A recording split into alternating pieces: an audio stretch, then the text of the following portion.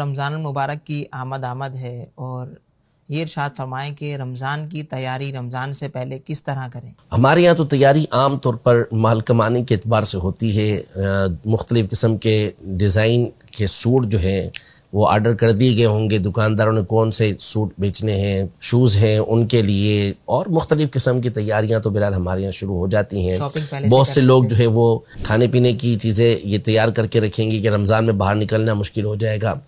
پھل فروٹ والے اور دیگر یہ سبھی تیاریاں کر رہے ہوتے ہیں، لیکن سب دنیاوی اعتبار سے تیاری کر رہے ہوتے ہیں۔ عام طور پر دین کے اعتبار سے تیاری، اللہ کرے کہ وہ ماحول ہمارے اندر آ جائے، وہ دن ہمارے اندر آ جائیں کہ اب یہ سوچ بن جائے کہ رمضان المبارک آ رہا ہے تو میں اس کے لیے اپنے آپ کو پریپیئر کروں، میں اس کے لیے اپنے آپ کو تیار کروں۔ یہ بہت بڑی بات ہوتی ہے۔ صحابہ کرام علیہم رضوان کا یہ معمول تھا۔ شعبان المعظم کے اندر سارے کام نپٹا لیا کرتے تھے، قرآن مجید فرقان حمید کی تلاوت کو بڑھا دیا کرتے تھے، قرض ادا کر دیتے تھے، جس سے لینا لے لیتے تھے، اور پھر رمضان کے اندر عبادت کیا کرتے تھے۔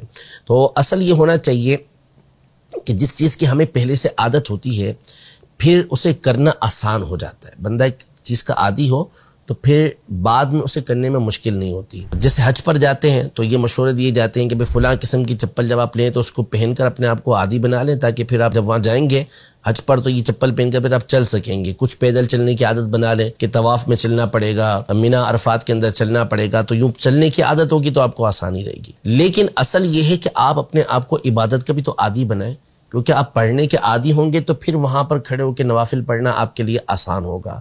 قرآن پڑھنے کے عادی ہوں گے تو پھر آپ قرآن پڑھ سکیں گے، درود پاک پڑھنے کے عادی ہوں گے تو زیادہ سے زیادہ درود پاک پڑھ سکیں گے۔ لیکن ان چیزوں کی عادت ہی نہیں ہوگی، اچانک جا کے شروع کریں گے تو پھر آپ کو تھوڑی مشکل پیش آئے گی۔ تو اسی طرح رمضان مبارک کے آنے سے پہلے اپنا ایک آپ ذہن بنا لیں کہ میں نے رمضان کے اندر یہ عبادتیں لازمی کرنی ہے، اور اس کے لیے پہلے سے آپ تیاری کرنا شروع کر دیں۔ قرآن مجید فرقان حمید کی ابھی سے تلاوت کرنا شروع کر دیں، درود پاک کی تعداد مقرر کر لیں، جیسے 700 مرتبہ درود پاک پڑھنا شعبان میں، اس کی فضیلت بھی آئی ہے تو اس کو پڑھنا شروع کر دیں۔ تو رمضان کے اندر پھر آپ کی عادت بن جائے گی۔ رات کو اٹھ کے کچھ دعائیں مانگنا اللہ کی بارگاہ میں، اس کی عادت بنا لیجئے، رمضان کے اندر آسانی ہو جائے گی۔